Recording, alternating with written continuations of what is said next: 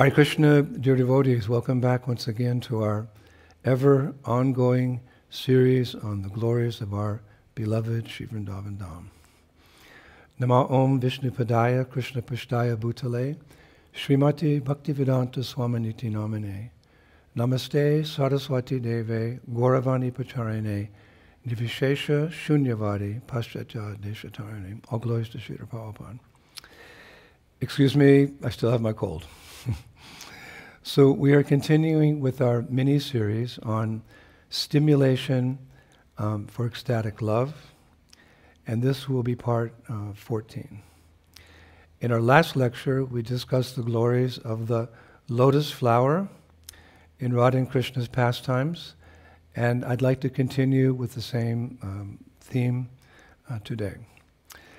Last Friday, we finished our lecture by sharing the poet Surdasa's Kamal Ki Chatri, wherein he wrote about an island of lotuses. You remember, an island of lotus flowers in the middle of the Jamuna River, where Radha and Krishna enjoyed very sweet, loving pastimes. So today, I'd like to begin by discussing not an island of lotuses, but an entire forest of lotuses. Yes, a forest of lotuses in our beloved Sri Vrindavan Dham. It's the forest of Kumudavan. We touched on it briefly 2 years ago, but since then we've discovered more nectar about this very unique forest of lotus flowers. So Kumudavan is actually mentioned in Braj Bhakti Vilas 972. Where it said, I offer my repeated obeisances to the delightful forest named Kumudavan that bestows a variety of joys, a variety of joys. Obeisances to this forest decorated with various lilies and lotus flowers. Now Kumudavan is also mentioned in Srila Bhaktivinoda Thakur's Navadvip Dham Mahatmya. It's in chapter 11, verse 67, where he says, Shri Kumudavan Krishna Saki Ganathane Apa Rane Kare Lila Agiya Ko Charane, Bengali. Krishna was tending cows and playing with his friends in Sri Kumudavan in the afternoon. So it's mentioned there. Now, Srila Rupa Goswami Prabhupada also mentions Kumudavan in Mathura Mahatmya. Mathura Mahatmya. It's text 336. And therein he's quoting actually from the Adi Varaha Purana. He writes, the third forest is transcendental Kumudavan. O goddess, a person who goes there attains all success. So again, he's quoting from the Adi Varaha Purana. I also learned by researching that the Kumudavan forest is the smallest forest in all of Vrindavan. It must be pretty small. We've discussed many times, there's 12 main forests, and then there's sub-forests, and sub-sub-forests, and sub-sub ad infinitum. But the tiniest forest in all of Vrindavan is Kumudavan, a forest of lotus flowers. Actually, it has a circumference of only 1 kilometer. Now, Kumudavan forest derives its name, obviously, from the lotus flowers there, but specifically night-blooming lotuses that grow there. It's unique for its night-blooming lotuses. They are called Kumuda lotuses. The unique feature of the Kumuda lotus is that it's what's closed in the daytime, and it opens up at night when the moon appears. As the sun causes most flowers to open up in the daytime, moonlight causes the Kumuda, the night-blooming lotus, to open at night. As a result, amongst many varieties of lotus flowers, the Kumuda lotus is identified with the moon, so much so that it lends its name to moonlight, called Kumodi in Sanskrit. The moon is also sometimes referred to as Kumuda Bandhu, which means Kumuda's friend, the friend of the lotus. So generally, Kumuda flowers in Kumudavan are described as white-colored. These night-blooming lotuses are white-colored. So much so that many poets say that a white swan hiding amongst the clusters of white Kumuda flowers in a lake at Kumudavan can be perceived only by its song, because it looks so much, the white swans look so much like the Kumuda flowers, you can't tell the difference. It can only be perceived when it sings. Poets also describe the white Kumudas as, the smile of autumn, as well as the complexion of Lord Balaram. So these night-blooming lotuses are very special in Kumudavan. Now again, these flowers only bloom at night, and so when dawn arrives, with the rising of the sun, the Kumuda flowers, they close up. And thus, it's said no one can appreciate their beauty anymore. Now I found a famous poet, his name is Bhatti, and he, in his poetry, he sympathizes with the disappearance of these special lotus flowers at dawn in one of his poems. It's very beautiful. He writes, "As day broke, a tree on the river bank shed drops of clear water from the tips of its leaves. It resonated with bird songs and seemed to weep for the Kumuda with tears formed from the night's dew." I'll recite that again.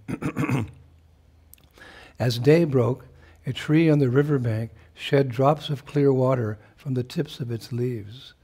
It resonated with bird songs and seemed to weep for the Kumuda with tears formed from the night's dew."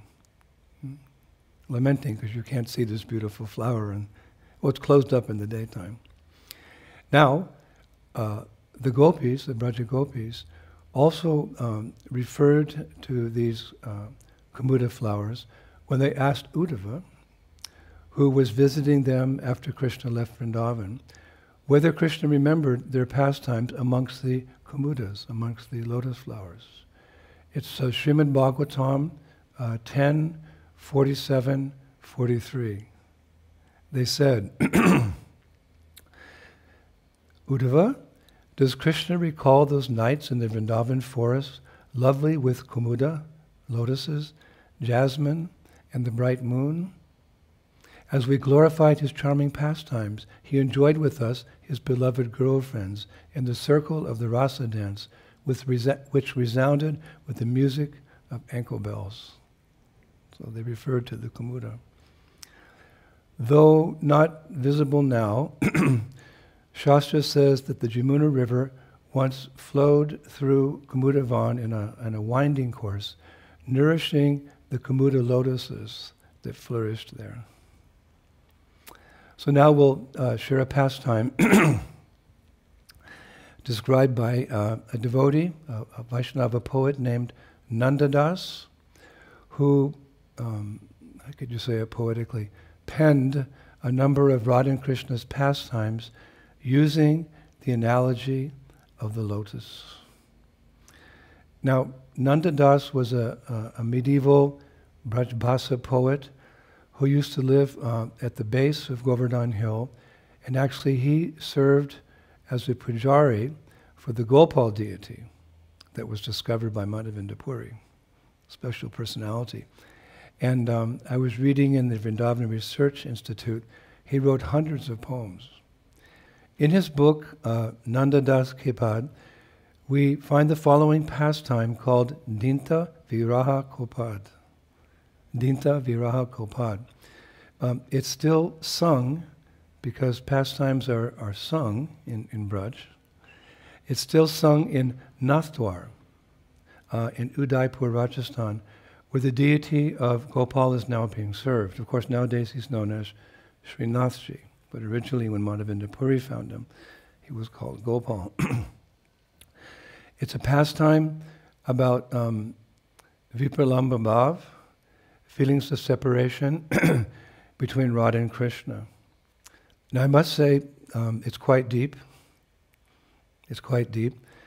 But with Srila Prabhupada's direction, we can discuss it.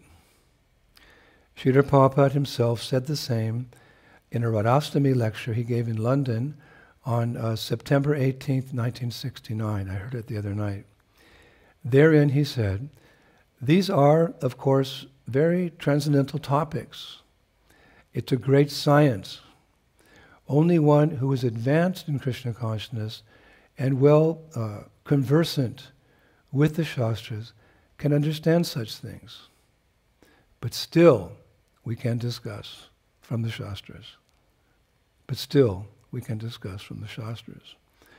When Krishna wanted to understand himself, Prabhupada went on, he adopted the tendency, he uses the word tendency of Srimati Radharani, and that is Chaitanya Mahaprabhu. Radha Bhava Jyoti Suva Ilitam.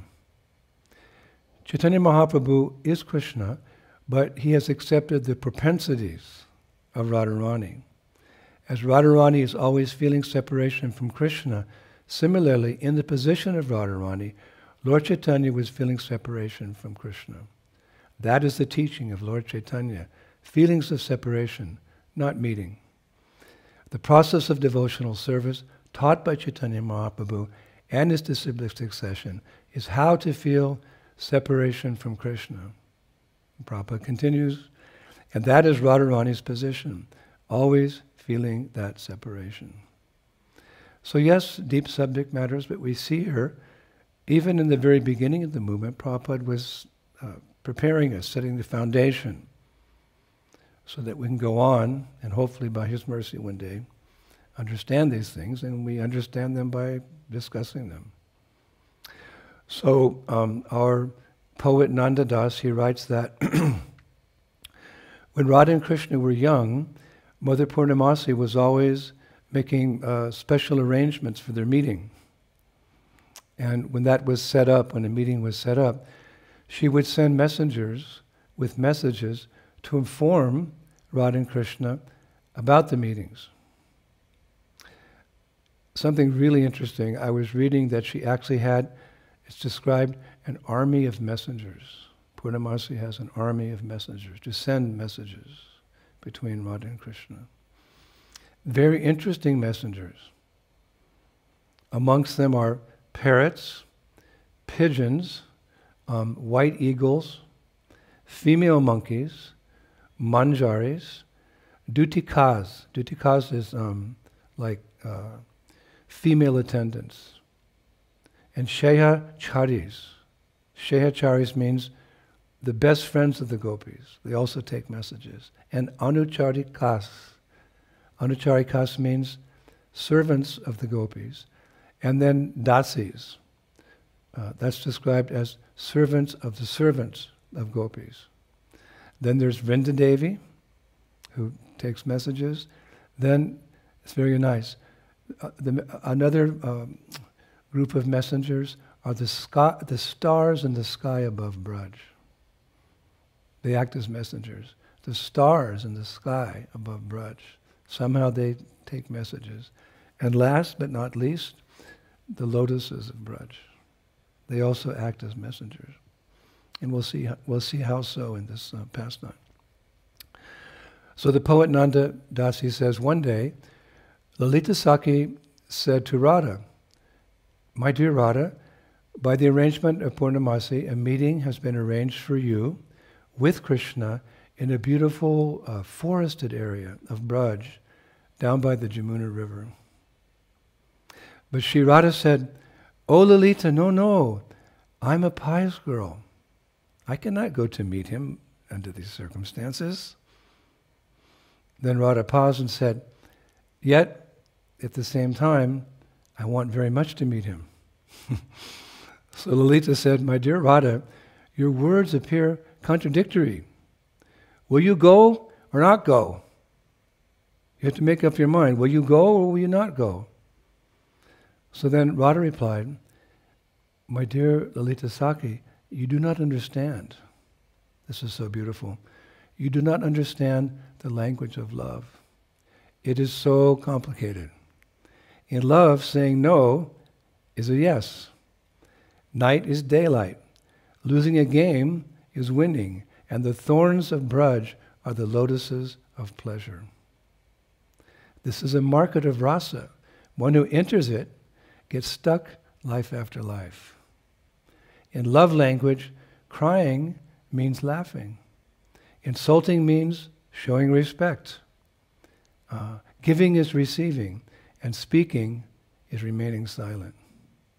O Lalita, love of Krishna is the cooling sun, frozen ice, and the bright night of pain and separation. What can I say? That could be analyzed by pure devotees of the Lord, for hours and days and weeks and months. It's so nice. Then Lalita smiled, and with tears in her eyes, she said, Shri Radha, I understand, so let me take you to a kunja on the banks of the Jamuna River, where Krishna is sitting and playing his flute, where a cool breeze removes the heat of separation and makes everyone dance in ecstasy. We sometimes say that in the spiritual world, every step is a dance, every word is a song, and there's a festival every day. So hearing these conversations, a word is like a song. So Sri Radha agreed, and she walked with Lalita for some time, and eventually they came to a ghat on the banks of the Jamuna River, where they could see Krishna playing his flute some distance away in a kunj, also on the banks of the Jamuna River. But instead of proceeding, Sri Radha was just mesmerized by this beautiful darshan of Krishna from a distance, so she couldn't move any further. Then, looking up and seeing Sri Radha, gazing at him from far away, Krishna, he took the hand of Madhu Mangal. And the poet says, Krishna said to Madhu Mangal, Madhu, please consider a way that I can send a message from my heart to the heart of Sri Radha. So Madhu Mangal, who we often, who's described as a funny Brahmin boy, but actually he's very dear to Krishna. He's one of those special cowherd boys who actually takes messages between Radha and Krishna himself. So he's in a very deep relationship with Krishna. So Madhu Mangal, he thought for a moment. Then he stood up and he went down to the nearby Jamuna River, where he picked a 1,000-petaled lotus flower. When I read that, I was like, wow. Madhu Mangal picked in the Jamuna River a 1,000-petaled lotus flower. It's called Shastra Dhala Kamala. Shastra Dhala Kamala. And when he came back, somehow he presented this 1,000-petaled lotus flower to Krishna. So Krishna then proceeded to write messages on each one of the 1,000 petals of the lotus. The ink he used was from bees who drank the nectar of sweet lotuses. And he wrote with a quill, I don't want to say pen, he wrote with a quill made of one of Kamadev's arrows, upon which was stamped the moon as a seal. Then Krishna stood up, went to the Jamuna, and very carefully placed this letter on the flowing waves of the river, where this message, we heard how lotus flowers can be messages, so here's 1,000 messages on a 1,000-petal lotus flower. This message, this lotus flower, it floated down and reached the ghat where Sri Radha was sitting with Lalita and several other gopis. One of those gopis who had come was Vishakasaki. And when Vishakasaki saw the 1,000-petaled lotus, she went and retrieved it and brought it to Sri Radha. We're looking deep into this science of sending messages. And in a very excited mood, Sri Radha then read every word of the entire 1,000-petaled lotus 1,000 times. She read every word of the entire 1,000-petaled lotus 1,000 times.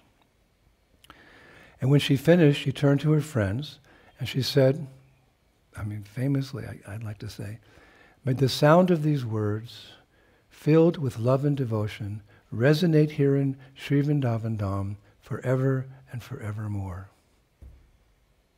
May the sound of these words, filled with love and devotion, resonate here in Sri Vrindavan Dham forever and forevermore. So the poet Nandadas says, one who sits on the bank of the Jamuna in the moonlight, full of devotion and love, can hear the Jamuna reverberate with the sound of the words of Lila Ambuja, the lotus of divine pastimes. That lotus flower floated down and sent this message. So he's saying, one who sits on the bank of the Jamuna in the moonlight, full of devotion and love, can hear the Jamuna reverberate with the sound of the words of what? Lila Ambuja, the lotus of divine pastimes, which spreads the message of love to one and all forever and forevermore. So our gratitude to that poet Nandadas, whose words and realizations have hopefully brought us closer to the lotus feet of Radha and Krishna and Sri Vrindavan Dham. So one more lotus pastime. I found this in my godbrother Shivaram Swami's Nava Braja Mahima, the book that he wrote, a pastime which he retold from the Sangita Madhava, chapter 8 by Srila Prabodhananda Saraswati. It's a beautiful lotus pastime. So one time he describes anticipating where Srimati Radharani would bathe in the Jamuna, Krishna hid himself within a cluster of blue lotus flowers in the river and waited until Radharani and her friends arrived at a nearby bathing ghat. So soon enough, Purnamasi is arranging this pastime again, Radha and the gopis arrived and entered the water. It's described joking and splashing and, of course talking about Krishna. That's all they talk about. When and when will that day be ours? But when Sri Radha strayed into the deeper water of the Jamuna, near a cluster of blue lotuses, she soon got the scare of her life. She was swimming very peacefully, her mind absorbed in thoughts of Krishna, when the acharyas say, suddenly a cluster of blue lotuses in front of her exploded with a roar and completely covered her with water, lotus leaves, and foam. So Sri Radha was startled and she thought, what is this? A demon? A crocodile? Or what? So she screamed for help. But as soon as things calmed down, she saw Krishna floating in the water very nearby, smiling and laughing on the joke he just played on her. But it said that for Radha, this was no joking matter, according to Prabodhananda Saraswati. This was no joking matter, and so her fear turned into man. Again, the theme of man, so prevalent in Braj Leela. Her fear turned into anger. So she immediately turned her back on Krishna, waded out of the water, and ran into the forest, followed by her equally upset friends, it said. So now Krishna was left alone, standing in shoulder-deep water in the Jamuna, and very disappointed that Sri Radha had taken the joke so personally. So Krishna waded back to the shore. He sat down on the riverbank, and feeling completely dejected, he was wondering, once again, how he could pacify Sri Radha's man, her anger. Now, we often hear Radha's anger is never easy to appease. Love is complicated, we heard earlier. Of course, we should be very careful not to think of her anger in a material way. Chaitanya Charitamrita Madhya Leela 14.197 explains, quote, when the border of her sari and the cloth veiling her face are caught by Krishna, she, Radharani, externally appears offended and angry, but within her heart, she was very happy. Learned scholars call this attitude kutamita. Kutamita. Hare Krishna. So Rupa Goswami also writes in his Dankeli Kaumudi, verse number 2, and it's also quoted in Chaitanya Charitamrita Adi Lila 4, verse 131, about Radharani's love for Krishna. It's very, very special. So I thought I'd quote this verse as well. All glories to Radha's love for Krishna, the enemy of the demon Mura. Although it is all-pervading, it tends to increase at every moment. Although it is important, it is devoid of pride, and although it is pure, it is always beset with duplicity. That's a very famous statement or verse about Radha's love. She has Mahabhav, we know that. She has the purest, most intense love for Krishna. Only 3 personalities have that. Sri Radha, Chaitanya Mahaprabhu, and Madhavinda Puri. We'll only forever be servants of that divine love, and rightfully so. To be the servant of something great is itself something great. To be the servant of a glorious master is the highest position we can attain, and happily so. So her love, all glories to Radha's love for Krishna, the enemy of the demon Mura. Although it is all-pervading, it tends to increase at every moment. Although it is important, it is devoid of pride. And although it's pure, it is always beset with duplicity. So sometimes that anger, or that love, manifests as anger. And Krishna comes and he says he's sorry, and they make up. So, vipralamba bhav, separation, then sambhog, meeting, then separation, then meeting, separation, meeting. In this way it's the nectarian ocean of devotion, the bhakti rasamrita sindhu, churning with these loving sentiments. So Krishna was sitting absorbed in thought, now, how to pacify Sri Radha. When suddenly, Srimati Vrindadevi just happened to walk by with a number of her helpers who were carrying a variety, it's described, of clothes and ornaments on their way to a forest storehouse. We've discussed many times how Vrindadevi, she's helping Purnamasi, so they have, to facilitate pastimes, they have storehouses of different items around Vrindavan to facilitate Radha and Krishna's pastimes. They can go to the storehouse and get whatever required for a particular pastime. So on this particular day, Vrindadevi and her helpers, they were carrying a variety of clothes and ornaments on their way to a forest storehouse.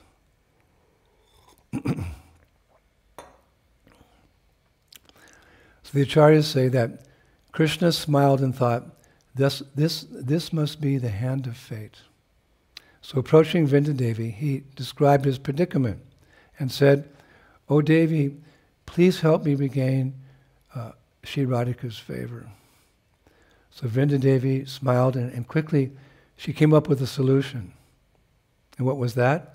Well, with the clothes her servants were carrying, she and her helpers dressed Krishna up as a beautiful young girl, a tactic we know that Krishna often employs to be able to approach Shri Radha in her mind. So satisfied with this disguise, Vrindadevi said, "Krishna, you know what to do now," because he does this so often. "Krishna, you know what to do now." Of course, these pastimes are repeated in a variety of ways, but one special nature of Vrindavan Leela is that although the pastime may be enacted again and again, it always seems like the first time. And that's a nice definition of ever fresh. Sometimes the poets describe Krishna's pastimes as ever fresh. In what way? That although it's done many times, each time the pastimes enacted, Krishna, Radha, the gopis, or Krishna and Balaram and the cowherd boys, or whatever, it's always like the first time. All glories to Shri Vrindavan Dham. So she said, "Krishna, you know what to do now." So Krishna followed the gopis' footprints, Radha and her friends, deep into the forest, right up to the entrance of a grove, where Radharani was surrounded by gopis. And what was she doing? She was complaining to her friends about Krishna's trick in the Jamuna. Suddenly she looked up and saw this new gopi standing very nearby. By the nature of the Leela, Purnamasi arranged, she couldn't recognize that it was Krishna. And though disguised, Krishna's sweetness and beauty enchanted Radharani and completely bewildered her mind. She suddenly felt a surge of affection for this new dark-complexioned girl and at once invited her in. Radharani said, "Oh, moon-faced one, who are you? You are so sweet and beautiful. Please become my very dear friend." Oh my gosh. Please become my very dear friend. And as Krishna entered the grove, Radharani noticed his, or let's say her, this gopi's hesitation and said, "Oh friend, you seem to be trembling with fear. I wonder, is this because you know that Krishna lays in wait for you somewhere? Is this why you're hesitant? You're trembling with fear because out there Krishna is looking for you?" So then Radha reached out and took hold of this gopi's, Krishna's wrist. And as soon as she did so, it said that she felt exhilarated. Words stuck in her throat and her limbs went stiff. And as soon as that happened, all of her friends, who were of course attending to her, they understood who this new gopi actually was. And they all smiled in approval. And seeing her girlfriend's favorable reactions, Radharani then smiled and had no choice but to give up her man, her anger, and spend the rest of the afternoon in Krishna's blissful association. Hare Krishna. Two wonderful pastimes today, which we can begin to appreciate with Prabhupada's mercy.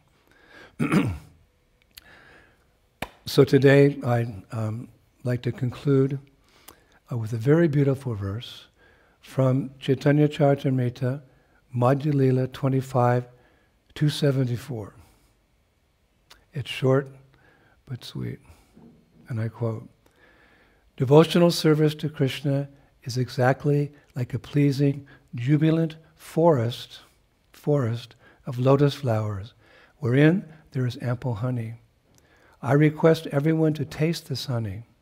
If all the mental speculators bring the bees of their minds into this forest of lotus flowers and jubilantly enjoy ecstatic love of Krishna day and night, their mental speculation will be completely, transcendentally satisfied." All glories to Kumudavan. Hare Krishna. Thank you, Prabhus. We're finished there. And I think we've exhausted our research on flowers, although there must be an infinite amount of knowledge on flowers in Krishna's pastimes. That's as far as I can go. And we'll take up a new subject for Stimulation for Ecstatic Love, a new item. I was thinking of doing the birds of Vrindavan. The birds of Vrindavan. So we'll do some research this week. Actually, in a few days, I'm going up to Rishikesh with 80 devotees. 80 devotees. We're going to be holding our Rishikesh Kirtan Fest, like we did some years ago, just before COVID started. It was very, very successful. I've rented an ashram, lots of rooms for the devotees. It has an auditorium, it's a big kitchen, and there's sadhus who live there. They're very favorable to us. They actually encourage us to come back. And we're going to go on Harinam every day, give out invitations, and we're going to invite especially the Westerners, the people who are interested in yoga, who come in great numbers, by thousands actually, at this time of year, to inquire what is yoga.